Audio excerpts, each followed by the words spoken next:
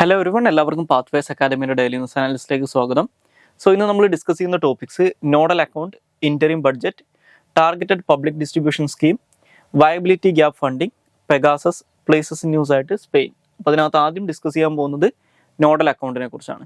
ഈ നോഡൽ അക്കൗണ്ടിനെ കുറിച്ച് നമ്മളിപ്പോൾ ഡിസ്കസ് ചെയ്യുന്നതിൻ്റെ ഒരു കോണ്ടെക്സ്റ്റ് എന്ന് പറയുന്നത് പേടിഎമ്മുമായിട്ട് ബന്ധപ്പെട്ട് ഇപ്പോൾ നടന്നുകൊണ്ടിരിക്കുന്ന പ്രശ്നങ്ങളും കാര്യങ്ങളൊക്കെയാണ്. അപ്പോൾ ആ ഒരു കോണ്ടെക്സ്റ്റിൽ പേടിഎമ്മുമായിട്ട് ബന്ധപ്പെട്ട് ഇന്നത്തെ ഇന്ത്യൻ എക്സ്പ്രസിൻ്റെ പേജ് 2 അവരൊരു ആർട്ടിക്കിൾ പബ്ലിഷ് ചെയ്തിട്ടുണ്ട്, Paytm to move nodal accounts to other banks എന്ന് പറഞ്ഞിട്ട്. അപ്പോൾ എന്താണ് നോഡൽ അക്കൗണ്ട് എന്ന് ചോദിച്ചു കഴിഞ്ഞാൽ, നോഡൽ അക്കൗണ്ട് ബേസിക്കലി നമ്മുടെ ഇന്ത്യയിൽ ഈ ഓൺലൈൻ പേയ്മെൻറ്റ്സും അതുപോലെ തന്നെ ഓൺലൈൻ ട്രേഡിംഗ് ഒക്കെ വലിയ രീതിയിൽ കൂടിയതിന് ശേഷം, അല്ലെങ്കിൽ ഈ പറയുന്ന ആമസോൺ ഒക്കെ പോലുള്ള ഓൺലൈൻ സൈറ്റുകൾ വലിയ രീതിയിൽ ഉപയോഗിക്കാൻ തുടങ്ങിയതിന് ശേഷം RBI ഇൻട്രൊഡ്യൂസ് ചെയ്തിട്ടുള്ള പുതിയൊരു കൺസെപ്റ്റാണ്. ഇത് 2009 ഈ നോഡൽ അക്കൗണ്ട് എന്ന് പറയുന്ന കാര്യം RBI ഇന്ത്യയിൽ പ്രിസ്ക്രൈബ് ചെയ്യാൻ തുടങ്ങുന്നത്.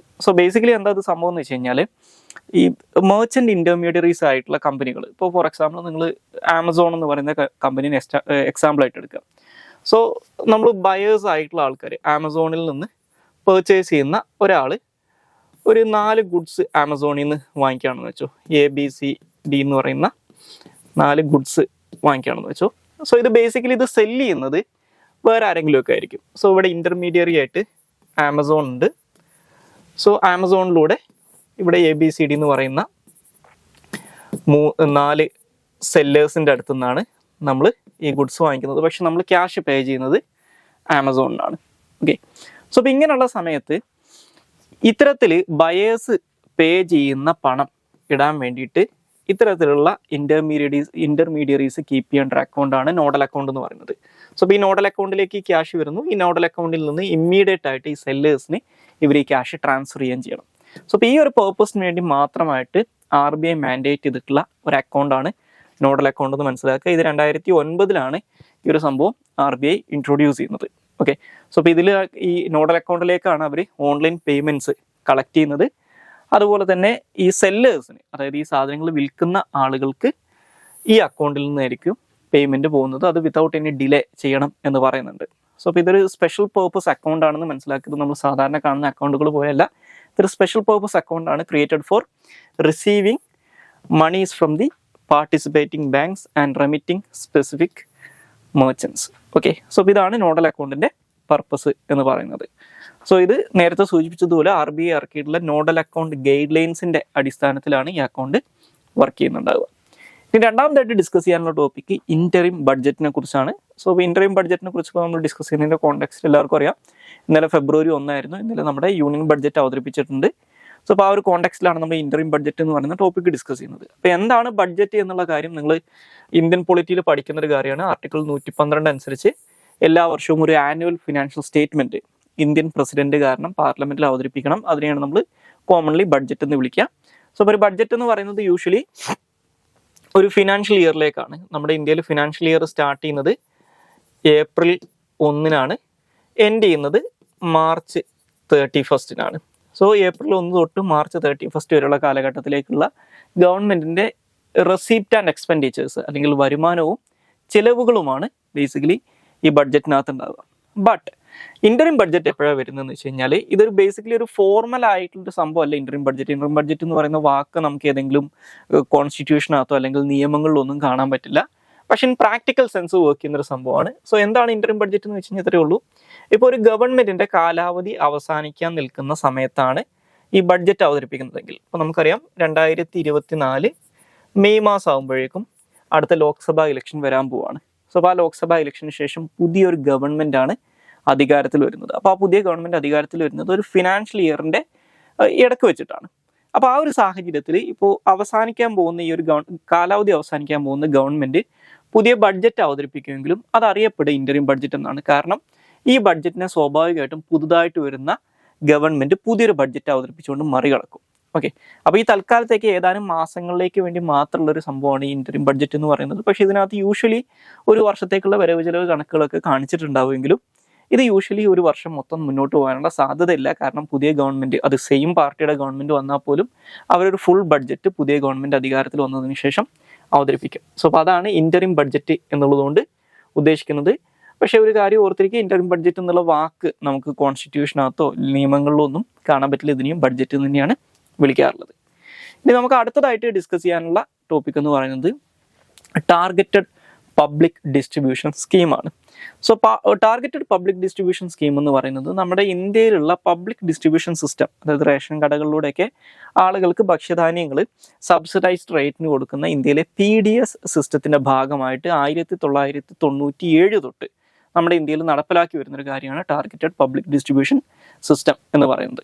സോ അപ്പോൾ ഈ ഒരു പബ്ലിക് ഡിസ്ട്രിബ്യൂഷൻ സിസ്റ്റത്തിൻ്റെ ഈ ഒരു കോണ്ടെക്സ്റ്റിൽ ഈ ടാർഗറ്റഡ് പബ്ലിക് ഡിസ്ട്രിബ്യൂഷൻ സിസ്റ്റത്തെക്കുറിച്ച് പറയുന്നതിന് മുമ്പായിട്ട് എന്താണ് ഈ പബ്ലിക് ഡിസ്ട്രിബ്യൂഷൻ സിസ്റ്റം എന്നും അത് എങ്ങനെയാണ് ഹിസ്റ്റോറിക്കലി ഇവോൾവ് ചെയ്ത് വന്നിട്ടുള്ളതെന്നും ജസ്റ്റ് ഒന്ന് അറിഞ്ഞിരിക്കുക.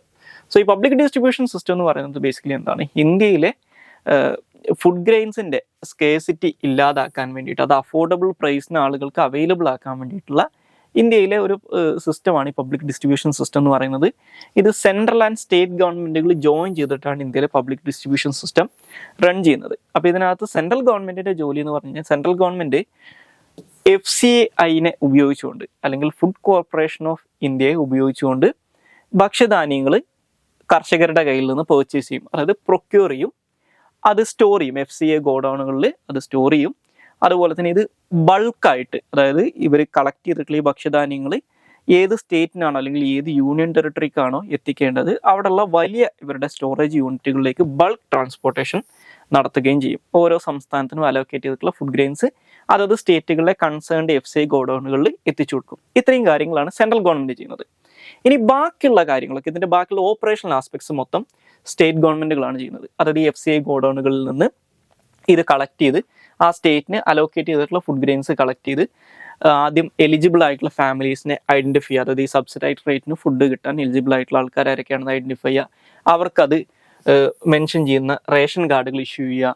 അതുപോലെ തന്നെ ഈ ഫെയർ പ്രൈസ് ഷോപ്പുകളുടെ ഫങ്ഷനിങ്ങും ലൈസൻസിങ്ങും കാര്യങ്ങളൊക്കെ നടത്തുക. അതാണ് റേഷൻ ഷോപ്പുകളെ അലോട്ട്മെൻറ്റ് നടത്തുക, അതിൻ്റെ ഈ പറയുന്ന ഫംഗ്ഷനിങ് കൃത്യമാണെന്ന് ഉറപ്പുവരുത്തുക. അതുപോലെ തന്നെ ഈ FCI ഗോഡൗണിൽ നിന്ന് ബാക്കിയുള്ള ഡിസ്ട്രിബ്യൂഷൻ ചാനലിൽ വരുന്ന ബാക്കിയുള്ള ഡിസ്ട്രിബ്യൂഷൻ കോസ്റ്റ് ഒക്കെ ബേൺ ചെയ്യുക, അല്ലെങ്കിൽ ബാക്കിയുള്ള ഡിസ്ട്രിബ്യൂഷനൊക്കെ നടത്തുക. ഈ വക കാര്യങ്ങളാണ് സ്റ്റേറ്റ് ഗവൺമെൻറ്റുകൾ ചെയ്യുന്നത്. അപ്പോൾ ഈ സ്റ്റേറ്റും സെൻറ്ററും കൂടി ജോയിൻ ചെയ്ത് നടത്തുന്ന ഒരു സിസ്റ്റമാണ് ഈ പബ്ലിക് ഡിസ്ട്രിബ്യൂഷൻ സിസ്റ്റം എന്ന് മനസ്സിലാക്കുക. ഇനി ഈ പബ്ലിക് ഡിസ്ട്രിബ്യൂഷൻ സിസ്റ്റത്തിൻ്റെ ഒരു എവല്യൂഷണൽ ഹിസ്റ്ററി അല്ലെങ്കിൽ അതിൻ്റെ ഒരു ഹിസ്റ്റോറിക്കൽ ആയിട്ടുള്ള കാര്യങ്ങൾ നമ്മൾ നോക്കിക്കഴിഞ്ഞാൽ PDS സിസ്റ്റം എന്ന് പറയുന്നത് ആക്ച്വലി ബ്രിട്ടീഷുകാരുടെ കാലഘട്ടം തൊട്ടേ ഇന്ത്യയിൽ നിലവിലുണ്ടെന്നാണ് പറയപ്പെടുന്നത്. അതായത് ഒന്നാം ലോക മഹായുദ്ധത്തിനും രണ്ടാം ലോക മഹായുദ്ധത്തിനും ഇടയിലുള്ള ഇന്റർവാർ പീരീഡിലാണ് ആദ്യമായിട്ട് ഇന്ത്യയിലെ ഗവൺമെൻറ്, അന്നത്തെ ബ്രിട്ടീഷ് ഗവൺമെൻറ് ഇത്തരത്തിൽ ഇന്ന് നമ്മൾ കാണുന്ന രീതിയിൽ വളരെ കോംപ്ലിക്കേറ്റഡ് ആയിട്ടുള്ള അല്ലെങ്കിൽ ഇത്രയധികം യൂണിവേഴ്സൽ ആയിട്ടുള്ള രീതിയിൽ സബ്സിഡിയും കാര്യങ്ങളൊന്നും ഉണ്ടായിരുന്നില്ലെങ്കിലും ഗവൺമെൻറ് കൺട്രോൾ ചെയ്യുന്ന ഒരു ഡിസ്ട്രിബ്യൂഷൻ സിസ്റ്റം എസ്റ്റാബ്ലിഷ് ചെയ്യുന്നത് ബ്രിട്ടീഷുകാരാണ്. പിന്നീട് 1960-കളിൽ ഇന്ത്യക്ക് സ്വാതന്ത്ര്യം കിട്ടിയതിനു ശേഷം 1960-കളിൽ ഇന്ത്യയിൽ വലിയ രീതിയിൽ ക്ഷാമം അനുഭവപ്പെടാൻ തുടങ്ങിയപ്പോൾ, ഫുഡ് ഷോർട്ടേജ് വലിയ രീതിയിൽ വരാൻ തുടങ്ങിയപ്പോഴാണ് ഈ പബ്ലിക് ഡിസ്ട്രിബ്യൂഷൻ സിസ്റ്റത്തിൻ്റെ സിഗ്നിഫിക്കൻസ് വലുതാവുന്നതും അവർ എസ്പെഷ്യലി അർബൻ ഏരിയാസിൽ ഈ ഫുഡ് ഗ്രെയിൻസിൻ്റെ സപ്ലൈ എൻഷുർ ചെയ്യുന്നതിന് വേണ്ടിയിട്ടുള്ള കാര്യങ്ങൾ ചെയ്യുന്നതും. അങ്ങനെയാണ് ഈ പബ്ലിക് ഡിസ്ട്രിബ്യൂഷൻ സിസ്റ്റം നമ്മുടെ ഡെയിലി ലൈഫിൻ്റെ ഭാഗമാകാൻ തുടങ്ങുന്നത്. പക്ഷേ ഈ കാലഘട്ടങ്ങളിൽ ഈ പബ്ലിക് ഡിസ്ട്രിബ്യൂഷൻ സിസ്റ്റത്തിലൂടെ കിട്ടുന്ന ഭക്ഷ്യധാന്യങ്ങൾ ഇന്ത്യയിലെ എല്ലാ ആൾക്കാർക്കും കിട്ടുന്നുണ്ടായിരുന്നില്ല. അതിൻ്റെ പല ഭാഗങ്ങളും അണ്ടർസേർവ്ഡ് ആയിരുന്നു. സോ അപ്പോൾ അങ്ങനെയുള്ള പ്രദേശങ്ങളെ കൂടി ഇതിനകത്ത് ഉൾപ്പെടുത്താൻ, ഞാൻ നേരത്തെ പറഞ്ഞ 1960s ഇത് കൂടുതലും അർബൻ ഏരിയാസിലാണ് കോൺസെൻട്രേറ്റ് ചെയ്തിരുന്നതെങ്കിൽ ഒരു 1990-കളൊക്കെ ആകുമ്പോഴേക്കും മറ്റുള്ള അണ്ടർസേർവ്ഡ് ആയിട്ടുള്ള ഏരിയാസ് ഉണ്ടാവും. അതായത് ഈ ദൂരെ കിടക്കുന്ന പ്രദേശങ്ങൾ, ഹില്ലി ഏരിയാസ്, റിമോട്ടായിട്ടുള്ള ഇനാക്സസബിൾ ആയിട്ടുള്ള ഏരിയാസ്, ഇങ്ങനെയുള്ള ഏരിയാസിലേക്കും കൂടി ഇത് വ്യാപിപ്പിക്കുന്നതിൻ്റെ ഭാഗമായിട്ട് 1992 ഗവൺമെൻറ് ഒരു റീവാംപ്ഡ് പബ്ലിക് ഡിസ്ട്രിബ്യൂഷൻ സിസ്റ്റം അല്ലെങ്കിൽ RPDS ആരംഭിക്കുന്നുണ്ട്. സോ ഈ RPDS ആരംഭിച്ച് കുറച്ചു കാലം കഴിഞ്ഞപ്പോഴേക്കും ഈ പബ്ലിക് ഡിസ്ട്രിബ്യൂഷൻ സിസ്റ്റത്തിനകത്ത് ഉണ്ടായിരുന്ന മറ്റൊരു പ്രശ്നം എന്ന് പറയുന്നത് വലിയ രീതിയിൽ ഇനെലിജിബിൾ ആയിട്ടുള്ള ആളുകൾക്ക് ഇതിൻ്റെ സബ്സിഡി കിട്ടുന്നുണ്ടായിരുന്നു, എലിജിബിൾ ആയിട്ടുള്ള ആളുകൾക്ക് കിട്ടാത്ത പ്രശ്നം ഉണ്ടായിരുന്നു. അതായത് പോവർട്ടി സ്ട്രിക്ൻ ആയിട്ടുള്ള ആളുകൾക്ക് കിട്ടുന്നില്ല, ഇതൊന്നും ആവശ്യമില്ലാത്ത ആളുകൾക്ക് കിട്ടുകയും ചെയ്യുന്നത്. അപ്പോൾ അങ്ങനെയുള്ള പ്രശ്നങ്ങളൊക്കെ അഡ്രസ്സ് ചെയ്യുന്നതിന് വേണ്ടിയിട്ടാണ് 1997 കുറച്ചും കൂടി ഒരു ടാർഗറ്റഡ് ആയിട്ടുള്ള രീതിയിൽ, ഈ പേര് സൂചിപ്പിക്കുന്നത് പോലെ തന്നെ ഒരു ടാർഗറ്റഡ് പബ്ലിക് ഡിസ്ട്രിബ്യൂഷൻ സിസ്റ്റം എന്ന് പറയുന്ന പുതിയൊരു സ്കീം ഗവൺമെൻറ് ആരംഭിക്കുന്നത്. പിന്നീട് ഈ ടാർഗറ്റഡ് പബ്ലിക് ഡിസ്ട്രിബ്യൂഷൻ സിസ്റ്റത്തിൻ്റെ ഭാഗമായിട്ടാണ് 2000 ഈ AAAY അല്ലെങ്കിൽ അന്ത്യോദയ അന്നയോജന എന്ന് പറയുന്ന പദ്ധതിയൊക്കെ ഗവൺമെൻറ് ആരംഭിക്കുന്നത്. അപ്പോൾ ഈ ടാർഗറ്റഡ് പബ്ലിക് ഡിസ്ട്രിബ്യൂഷൻ സിസ്റ്റത്തിൻ്റെ കീഴിൽ ഇപ്പോൾ നിലവിലുള്ള ഒരു അവസ്ഥ നോക്കുകയാണെങ്കിൽ ഇതിനകത്ത് അന്ത്യോദയ കാറ്റഗറി, അതായത് ഏറ്റവും എക്സ്ട്രീംലി പൂർ ആയിട്ടുള്ള ആളുകൾക്ക് ഫ്രീ ആയിട്ട് വീറ്റും അതുപോലെ തന്നെ റൈസും കിട്ടുന്നുണ്ട്. BPL കാറ്റഗറി പെടുന്ന ആളുകൾക്ക്, ബിലോ പോവർട്ടി ലൈൻ കാറ്റഗറിപ്പെട്ടവർക്ക് ഇതിൻ്റെ മിനിമം സപ്പോർട്ട് പ്രൈസിൻ്റെ 50% സബ്സിഡിയിൽ ഈ ഫുഡ് ഗ്രെയിൻസ് കിട്ടും. APL കാറ്റഗറിയിലുള്ളവർക്ക് മിനിമം സപ്പോർട്ട് പ്രൈസിൻ്റെ 90% പേയ്മെൻറ്റ് കൊടുത്തു കഴിഞ്ഞാൽ അല്ലെങ്കിൽ 10% സബ്സിഡിയിൽ ഇവർക്ക് സാധനങ്ങൾ കൊടുക്കുന്നുണ്ട്. സോ ഇതാണ് നിലവിലുള്ള അവസ്ഥ എന്ന് പറയുന്നത്. സോ ഇനി നമുക്ക് അടുത്തതായിട്ട് ഡിസ്കസ് ചെയ്യാനുള്ള ടോപ്പിക്ക് വയബിലിറ്റി ഗ്യാപ്പ് ഫണ്ടിങ് ആണ്. സോ ഇപ്പോൾ ഈ വയബിലിറ്റി ഗ്യാപ്പ് ഫണ്ടിങ്ങിനെ കുറിച്ച് ഇപ്പോൾ ഡിസ്കസ് ചെയ്യുന്നതിൻ്റെ ഒരു കോണ്ടെക്സ്റ്റ് എന്ന് പറയുന്നത് ഇന്ത്യയിലെ ഓഫ് ഷോർ വിൻഡ് പ്രൊജക്റ്റുകൾക്ക് ഏകദേശം ഒരു 1 GW പദ്ധതിക്ക് ഗവൺമെൻറ് വയബിലിറ്റി ഗ്യാപ്പ് ഫണ്ടിങ് കൊടുക്കും എന്നുള്ളൊരു വാർത്ത ഇന്നത്തെ ന്യൂസിലുണ്ട്. ഇന്ത്യൻ എക്സ്പ്രസിൻ്റെ page 14 viability gap funding for tapping off shore wind leads green push എന്ന് പറഞ്ഞിട്ടുള്ള ഒരു വാർത്ത അവർ പബ്ലിഷ് ചെയ്തിട്ടുണ്ട്. അപ്പോൾ ആ ഒരു കോണ്ടെക്സ്റ്റിലാണ് നമ്മളതിനെക്കുറിച്ച് ഡിസ്കസ് ചെയ്യുന്നത്. സോ ഈ വയബിലിറ്റി ഗ്യാപ്പ് ഫണ്ടിങ് എന്താണെന്ന് വെച്ച് കഴിഞ്ഞാൽ ഇത് സാധാരണഗതിയിൽ ഇൻഫ്രാസ്ട്രക്ചർ പ്രൊജക്റ്റുകളുമായിട്ട് ബന്ധപ്പെട്ടിട്ടാണ് ഈ വയബിലിറ്റി ഗ്യാപ്പ് ഫണ്ടിങ് എന്ന് പറയുന്ന കൺസെപ്റ്റ് വരാറുള്ളത്. അതും പബ്ലിക് ഇൻഫ്രാസ്ട്രക്ചറുമായിട്ട് ബന്ധപ്പെട്ടിട്ട്.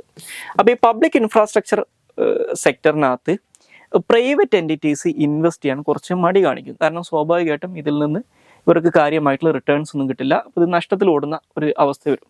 സോ അപ്പോൾ അത് ഒഴിവാക്കാൻ വേണ്ടിയിട്ട് ഇതിനകത്ത് പ്രൈവറ്റ് ഇൻവെസ്റ്റ്മെൻറ്റ് ക്ഷണിക്കുന്നതിന് വേണ്ടി ഗവൺമെൻറ് ചെയ്യുന്നൊരു മെക്കാനിസമാണ് ഈ വയബിലിറ്റി ഗ്യാപ്പ് ഫണ്ടിങ് എന്ന് പറയുന്നത്. അപ്പോൾ ഇതിനകത്ത് ബേസിക്കലി ഗവൺമെൻറ് ചെയ്യുക എന്താണെന്ന് വെച്ച് കഴിഞ്ഞാൽ ഇത് ഇൻവെസ്റ്റ് ചെയ്യുന്ന പ്രൈവറ്റ് കമ്പനീസിന് അല്ലെങ്കിൽ പ്രൈവറ്റ് ഇൻവെസ്റ്റേഴ്സിന് എക്കണോമിക്കലി വയബിൾ ആവാൻ വേണ്ടിയിട്ട് ഇതിൻ്റെ ഇൻവെസ്റ്റ്മെൻറ്റിൻ്റെ ഒരു പെർട്ടിക്കുലർ പെർസെൻറ്റേജ് ഗവൺമെൻറ് ഇവർക്ക് ഫണ്ടിങ് ആയിട്ട് കൊടുക്കും. ഇപ്പോൾ ഒരു 20% പ്രൊജക്റ്റ് കോസ്റ്റിൻ്റെ 20% അല്ലെങ്കിൽ 30% ഒക്കെ ഗവൺമെൻറ് ഇവർക്ക് ഫണ്ടിങ് ആയിട്ട് കൊടുക്കും.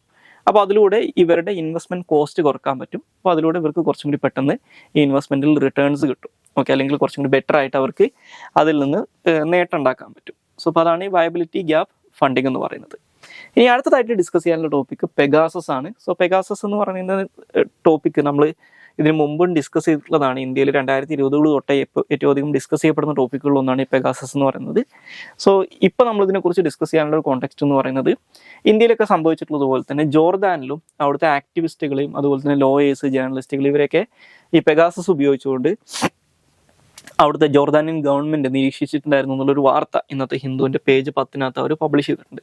അപ്പോൾ ആ ഒരു കോണ്ടെക്സ്റ്റിൽ എന്താണ് പെഗാസസ് എന്നുള്ള കാര്യം ജസ്റ്റ് ഒന്ന് അറിഞ്ഞിരിക്കുക. പെഗാസസ് എന്ന് പറയുന്നത് ബേസിക്കലി ഒരു സ്പൈവെയർ ആണ്. ഇത് ഡെവലപ്പ് ചെയ്തേക്കുന്നത് ഇസ്രായേലിലെ സൈബർ സെക്യൂരിറ്റി ഫേമായിട്ടുള്ള ഒരു NSO ഗ്രൂപ്പ് എന്ന് പറയുന്നത് അവിടുത്തെ വലിയൊരു കമ്പനിയാണ്. അവരുടെ സൈബർ സെക്യൂരിറ്റി ആമാണ് ഈ പറയുന്ന പെഗാസസ് ഡെവലപ്പ് ചെയ്തിട്ടുള്ളത്. അപ്പോൾ ഇത് ബേസിക്കലി അവരുടെ ഈ NSO ഗ്രൂപ്പിൻ്റെ ക്ലെയിംസ് അനുസരിച്ച് നമ്മുടെ പ്രധാനമായിട്ട് ഉപയോഗിക്കുന്ന ഹാൻഡ്സെറ്റുകൾ ഉപയോഗിക്കുന്ന ഓപ്പറേറ്റിംഗ് സിസ്റ്റംസ് ആയിട്ടുള്ള ഇപ്പോൾ ആപ്പിളിൻ്റെ ഓപ്പറേറ്റിംഗ് സിസ്റ്റം ആയിട്ടുള്ള iOS, അതുപോലെ തന്നെ മറ്റുള്ള ഫോണുകളിൽ ഉപയോഗിക്കുന്ന ആൻഡ്രോയിഡ്, ഈ ഫോണുകളിലൊക്കെ ഇത് റിമോട്ട്ലി ഇൻസ്റ്റാൾ ചെയ്യാൻ പറ്റും. അതുപോലെ തന്നെ ആ ഫോണുകൾ നിരീക്ഷണത്തിൽ വെക്കാൻ പറ്റും എന്നാണ് പറയുന്നത്.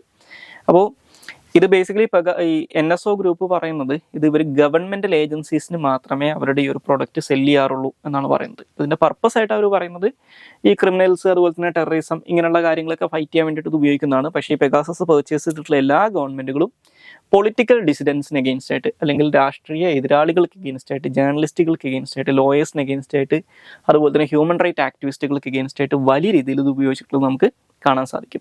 അപ്പോൾ ഈ പെഗാസസിൻ്റെ ഒരു പ്രത്യേകത എന്ന് പറയുന്നത് ഇതൊരു 0 ക്ലിക്ക് മെത്തേഡ് യൂസ് ചെയ്യുന്ന ഒരു സ്പൈവെയർ ആണ്. അതായത് സാധാരണഗതിയിൽ നമുക്ക് നമ്മുടെ ഫോണിലേക്ക് ഈ സ്പൈവെയർ ഇൻഫെസ്റ്റ് ചെയ്യപ്പെടുന്നത് നമ്മൾ ഏതെങ്കിലും ഒരു ലിങ്കിലൊക്കെ ക്ലിക്ക് ചെയ്യുന്ന സമയത്താണ്. പക്ഷേ പെഗാസസിൻ്റെ കേസിൽ അങ്ങനെ ലിങ്കിൻ്റെ ആവശ്യമില്ല. നമ്മൾ പോലും അറിയാതെ ഇത്തരത്തിൽ ഒരു കാര്യവും ഓപ്പൺ ചെയ്യാതെ അല്ലെങ്കിൽ ഒരു കാര്യം ചെയ്യാതെ തന്നെ ഇതുവർക്ക് നമ്മുടെ ഫോണിനകത്ത് റിമോട്ട്ലി ഇൻസ്റ്റാൾ ചെയ്യാൻ പറ്റും എന്നുള്ളതാണ്. ഓക്കെ, അപ്പോൾ ഇതൊരു 0 ക്ലിക്ക് മെത്തേഡ് യൂസ് ചെയ്യുന്ന ഒരു സ്പൈവെയർ ആണെന്നും കൂടി മനസ്സിലാക്കുക. ഇനി ഏറ്റവും അവസാനമായിട്ട് ഡിസ്കസ് ചെയ്യാനുള്ള ടോപ്പിക്ക് പ്ലേസസ് ന്യൂസ് ആണ്. പ്ലേസസ് ന്യൂസ് സ്പെയിൻ ആണ്. സോ സ്പെയിൻ എന്ന് പറയുന്നത് സദേൺ യൂറോപ്പിൽ ലൊക്കേറ്റ് ചെയ്തിട്ടുള്ള, അല്ലെങ്കിൽ കുറച്ചും കൂടി സ്പെസിഫിക് ആയിട്ട് പറഞ്ഞു കഴിഞ്ഞാൽ സൗത്ത് വെസ്റ്റേൺ യൂറോപ്പിൽ ലൊക്കേറ്റ് ചെയ്തിട്ടുള്ള ഒരു രാജ്യമാണ്. ഈ ഒരു പ്രദേശത്തിന്, ഈ സ്പെയിനൊക്കെ ഉൾപ്പെടുന്ന ഈ ഒരു പ്രദേശത്തിനെ വിളിക്കാറുള്ളത് ഇബ്രിയൻ പെനിൻസുല എന്നാണ്. അപ്പോൾ ഇബ്രിയൻ പെനിൻസുലേൻ്റെ മെജോറിറ്റി ഏരിയാസും കവർ ചെയ്യുന്നത് സ്പെയിനാണ്. ഇനി സ്പെയിനിൽ ഈ കാണുന്ന കോണ്ടിനെൻ്റൽ യൂറോപ്പിലല്ലാതെ അറ്റ്ലാന്റിക് ഓഷനിലുള്ള കാനറി ഐലൻഡ്സ്, അതുപോലെ തന്നെ മെഡിറ്ററേനിയൻ സീയിലുള്ള ഒരു ബലേറിക് ഐലൻഡ്സ് ഉണ്ട്. ഇവിടെ നിങ്ങൾക്ക് കാണാൻ പറ്റും ബലേറിക് ഐലൻഡ്സ് എന്ന് പറയുന്ന ബലേറിക് ഐലൻഡ്സ്. അതുപോലെ തന്നെ ആഫ്രിക്കയിലുള്ള 2 ഓട്ടോണമസ് സിറ്റീസ്, ഇതെല്ലാം തന്നെ സ്പെയിനിൻ്റെ ടെറിട്ടറീസ് ആണെന്ന് അറിഞ്ഞിരിക്കുക. ഇനി സ്പെയിനുമായിട്ട് അതിർത്തി പങ്കിടുന്ന പ്രദേശങ്ങൾ നോക്കിക്കഴിഞ്ഞാൽ സ്പെയിനിൻ്റെ വെസ്റ്റേൺ സൈഡിലായിട്ട് പോർച്ചുഗലും അതുപോലെ തന്നെ അവരുടെ നോർത്ത് ഈസ്റ്റേൺ സൈഡിലായിട്ട് ഫ്രാൻസും ഉണ്ട്. ഈ രണ്ട് പ്രദേശങ്ങളുമായിട്ടാണ് ഇവർക്ക് ഡയറക്റ്റ് ആയിട്ട് ലാൻഡ് ബോർഡർ ഉള്ളത്. ഇനി ഫ്രാൻസുമായിട്ടുള്ള അതിർത്തി പങ്കിടുന്നതിൻ്റെ ഇടയിൽ സ്പെയിനും ഫ്രാൻസിനും ഇടയിൽ ഒരു ചെറിയൊരു സിറ്റി സ്റ്റേറ്റ് ഉണ്ട്, അല്ലെങ്കിൽ വളരെ കുഞ്ഞായിട്ടുള്ളൊരു രാജ്യമുണ്ട്, ആൻഡോറ എന്ന് പറയുന്ന ഒരു പ്രിൻസിപ്പാലിറ്റി അല്ലെങ്കിൽ ഒരു ചെറിയൊരു സിറ്റി സ്റ്റേറ്റ് ഉണ്ടെന്നും കൂടി അറിഞ്ഞിരിക്കുക. ലോകത്തിലെ വൺ ഓഫ് ദി സ്മോളസ്റ്റ് രാജ്യങ്ങളിലൊന്നാണ് ഈ ആൻഡോറ എന്ന് പറയുന്നത്.